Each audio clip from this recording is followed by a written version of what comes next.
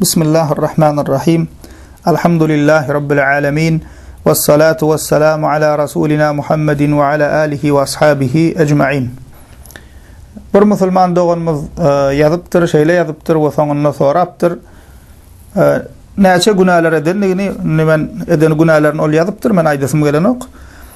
Belli günahlar edenligini, ondan sonra təzden namaza başlandığını, ondan sonra təzden namazı taşlap, yine şol günahları qaytalap edenligini yazıptır ve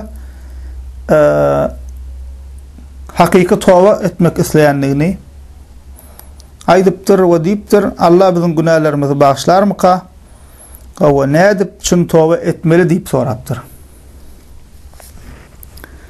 Müslüman doğanlar bir kişi nehili günah işeden bolsa da, neçe günah işeden bolsa da, eğer hakiki tova etse Allah Teala ol kişinin günahını bağışlayacaktır. Hatta sahih hadislerde haber verilişi ali bir benne günah edip sonra pişman olup sonra tova gelse Allah Teala şol bennesinin tova gelmegine beğenecektir. Kur'an-ı Kerim'de hem Allah Teala Zümer suresinin 53. ayetinde aydiya قُلْ يَا عِبَادِيَ الَّذ۪ينَ أَسْرَفُوا عَلَى أَنْفُسِهِمْ لَا تَقْنَطُوا مِنْ رَحْمَةِ اللّٰهِ إِنَّ اللّٰهَ يَغْفِرُ الذُّنُوبَ جَمِيعًا إِنَّهُ هُوَ الْغَفُورُ الرَّحِيمُ. Allah Teala Peygamberimiz Muhammed sallallahu aleyhi ve selleme diye ayet ey Peygamberim diye. Ayet bennelerime diye. Ey özlerine karşı günah edip öte geçen bennelerim. Biz haçanla günah işedemizde kime ziyan ediyaz Müslüman doğanlar? Özümüzde ziyan ediyaz. Özümüzde zulm ediyaz. Allah Teala hem diye ey özlerine karşı günah edip öte geçen bennelerim. Allah'ın rahmetinden umid kesmen. Ne umid bolman diye. Allah Teala ehli günahları bağışlayandır. Müslüman Allah Teala ehli günahları bağışlayandır diye. Allah bağışlayıcı rahimlidir diye. Yine de Müslüman da onlar Kur'an-ı Kerim'de Şura suresinin 25. ayetinde Allah Teala diye Huvellezî yekbalut tevbete an ibadihi ve ya'fu anis seyyiat ve ya'lemu ma tef'alun. Ol Allah bennelerinin tövbelerini kabul ediyendir ve günahlarını bağışlayandır. Ol sizin ediyen işlerinizi bilyendir diye. Demek Müslüman doğanlar bir Müslüman adamda neçe günah işedenen bolsa, nehil günah işedenen bolsa Allah meni bağışlar mı kadiyen soruğu bolmalı değil. Eğer şol kişi belli bir günah eden kişi hakiki tövbe etse, çün tövbe etse Allah Teala şol kişinin ama bağışlaya ve tövbesini kabul ediyor. Neçe günah edenen bolsa, nehil günah edenen bolsa.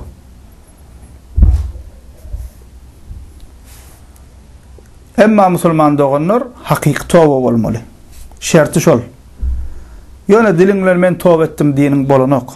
Soran Müslüman doğanımızın dişi alakka çün tövbe nehilek bolmalı. Hakiki tövbe olmalı, çün tövbe olmalı. Ve çün tövbe Müslüman doğanlar şertler var. Haçan tövbe bolya, haçan şol şertleri yerine getirsen ana şonunu hakiki tövbe bolya. Olmasa bolmaya. Bu arada İmam Nevevi rahimehullah Riyâs-Sâlihin adlı kitabında tövbe babında şöyle diye Allah Teala bilen benden arasındaki bolan günah işlerde tövbenin şerti 3'tür diye. Birincisi günah işi derrev terk etmeli. İkincisi eden günahı için ökülmeli, pişman olmalı. Üçüncüsü günahını şol taşlan günahını qaytadan etmezlige karar vermeli. Şu 3 şertten biri kim bolsa tövbe bolmaya diye. O devam ediyor. Eğer eden günah işi başka biri bilen bağlanışıklı bolsa tövbenin şerti 4 bolya diye. 4. şertem eğer birine haksızlık eden bolsa havanama şonun ötünç dilemeli, halallık almalı. Misal üçün birinin malını oğurlan bolsa, şon malını qaytarıp vermeli. Birinin gıybetini eden bolsa, töhmedesen bolsa, şonun ötünç soramalı. Hava hakkımı halal ettiğip neyme, hakkın halal ettiğip neyme, şonun halallık soramalı. Ne musulman doğanlar? Hakiki toban cemi 4 san şerti var eken. Cemi 4 san şerti var eken. Misal üçün. Misallanırıp aydalıyın. Has düşünmekliğimiz üçün. İmam Nevevi deydi, Allah Teala bilen benden arasında bolsa 3 şerti var. Başka biri bilen bağlanışıklı olsa diye 4. şerte mi geliyor deydi. Misal birinci diğerine misal verelim. Allah Teala bilen benden arasındaki günah iş. Bir kişi çilim çekiyor. Nasat diye, arak içiyor, triyek çekiyor. Ya olmasa zenan maşkala bir hicap yazıp bur. Örtmelerin örtmen gezip bur. Ya olmasa nama bir kişi bir musulman öğretmen musulman niye namazını kılmanıyor. Şolun hemmesi şol kişi bilen Allah Teala'nın arasında kıvat. Şol kişi ne etmeli? Misal örtünmen yorun bolsa bir zenan maşkala. Birinci bilen nama şol örtünmen gezip yoruşunu terk etmeli. Yani derrev örtünmeli. Ondan sonra ikinci şerti ön örtünmen gezip yoruşunu näme pişman olmalı, ökünmeli. Ve da üçüncüsü näme musulman olanlar şol işini qaydıp etmernip karar vermeli. Men qaydıp näme avrat yerimi açmarın, örtmeli yerimi açık koymarın karar vermeli. Yani näme şu şerti? Ya olmasa yine misal vereli. Bir kişi çilim çekiyor. Tövbe edecek bolsa näme etmeli şu? Şol çilimi derrew taşlamaly, terk etmeli. Ön şu çilim çekenlik üçün pişman bolmaly, ökünmeli. O üçüncü şerti bundan soň men şunu çekmerin, elime almarın diýip näme etmeli? Karar vermeli. Ene şu tövbaň näme 3 şerti. Dördüncü şerti diýdi kaçan gelýär, haçan näme eden günahsy başga biri bilen baglanşykly bolsa. Mesela biriniň malyny ogurlapdyr, işleýän ýerini ogurlyk edipdir.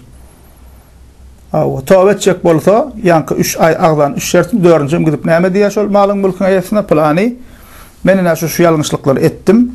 Innem tövbe geldim diýip näme alan malyny ýerine gaýtaryp bermeli, şol kişiden ötünç soramaly. Ya bolmasa birine töhmet atdy. Yankı aydan ilkinji 3 şertimiz ýerinden hem näme? 4-nji şerti şol kişe baryp diýmeli, men sana şeýle töhmetler attym. Hakym halal et. Hakyň halal et. Bağışla ötünç sorayan diýip näme? Şondan 4-nji şerti toban, eger başga biri bilen baglanşykly bolsa, şondan halallyk soramaly, ötünç soramaly. Şulardan näme biri kem bolsa, tawbasy tawba bolmaýar diýär. İmam Nevevi hem şunu diýär. Rahmetullahi aleyh. Peygamberimiz sallallahu aleyhi ve sellem musulman doğanlar İbn Majah hadis kitabında gelen hadisinde diýär: "Et-taibu minez-zenbi kemen la zenbe leh." Eden günahları üçün tövbe eden kişi göya günah iş etmedik ýallar diýär. Haçan bir kişi eden günahı üçün tövbe edenne günah iş etmedik ýalak bolýar. Haçan şu yankı aydan şertlerimizi yerine getirse, yani gıйfgaçasy hakiki tövbe etse, çyn tövbe etse, ne şu hadiste aydylan ýalak bolýar. Şol kişi günah iş etmedik ýalak bolýar. Emma şertleri yerine getirmese ol näme? On tövbesi tövbe bolmaýar. Yine de İbn Majah'da, Tirmizi'de gelen başka hadisinde Peygamberimiz sallallahu aleyhi ve sellem diye: "Kullu bani Adem hatta ve hayrul hatta'in et-tawwabun." Peygamberimiz Muhammed sallallahu aleyhi ve sellem serverimiz diye her adam oğlu diye hata edýändir diye. Her adam oğlu hata edicidir, günah edip biler diye. Emma hata edenlerin, günah edenlerin diye en hayırlısı tövbe edenlerdir diýip aýdýar Peygamberimiz sallallahu aleyhi ve sellem. Ve musulman doğanlar günah iş edip yoran kişiler tövbe etmäge gyssanmaly. Sebäbi ajal haçan geljegi bellide. Gidin şu wagt mazarlyga, ýaşaýan ýeriňizdäki iň ýakyn mazarlyga gidin, we ziyaret edin. Peygamberimiz sallallahu aleyhi ve sellem diýär: "Kabrlara ziyaret edin. Çünkü näme? Ol size ahire diýatlydyr, ýüregiňiz ýumşadyr, gözüňizde ýaş aýlar" diýär. Hema biz üçün peýdasy var diýerler, çünkü hem ölüler üçün peýdasy var, hem ölüler üçün Allah Taala'dan gidip näme? Bağışlanma dilemeli. Olar üçün Allah Taala'dan biz diýerler dilek etmeli. Yani musulman doğanlar nasihatym. Hususan şu günah işlere size var olup taşlap bilmän ýören doğanlarymız. Gidin musulman doğanlar, Peygamberimizin nasihat asletine men nasihatim da Peygamberimiz diye gidin mazarlığa ziyaret edin diye, kabrları ziyaret edin diye. Ahireti atladır diye. Gidin musulmanlar onlar in yakin mazarlığa yanınızda barın görün. Durun şu tayda. Bunun ne çekişi getirilip şu tayda gömülüp dur. Yaşlı va, yaş kişi va, çağa va, bay va, garip va, vazifeli va, her hilek va. Bunun ne gelip gömülüp dur şu tayda. Şol getirilip gömülüp duran adamların hiçbiri şol öleceğini bilmeyedi. Hemmesi öz yandan özüne maksat koyup biri ulaq alacaktan, öy kuracaktan, öylenecekten, oğlunu öylecek, kızını çıkaracak, biri üniversitet bitirecek, biri sevdasını öğretecek, o şuna benzeş. Hemmesinin musulmanlığınlar her birinin şuna benzeş ne ama maksatları var. Koşaların hiçbiri şol ölen günü öleceğini bilmeyedi onunla. Ölüm diýilýän özünden uzak bir zat, ay son bir gün geler de, karramız son geler de diýip ýaşap ýörlerdi. Emma yok, ajal geldi. O hemme zadyny bu dünýäde koyup gittiler. Şolun ýerine musulman doganlar ertir men bolmaly, sen bolmaly, plany bolmaly. Bizem şolardan biri bolmaly. Bizem ertir gün kepene cenazamyz kılıp çep, kanka kepenler takip göm kaydarlar. Ana şol ýerik gömülenmizden soň musulman dogan bize peýda berjek zat biziň eden salih amalymyz, okan namazymyz, beren sadakamyz, okan Kur'anymyz, Peygamberimize aýdan salawadymyz. Bir insanyň bir haýryna sebäp bolup bilen bolsaň şol, bir benne ýagşylyk eden bolsaň şol. Şoň üçin musulman dogan ajal haçan ýakamyzdan ýapyşjak belli däl. Qıssanmaly. Toba etmeye qıssanmaly. Ol son kıdemde yakan acele gelenden soň aýam öljeňi bilip durkan ol men toba etdim diýen haýry ýok musulman dogan.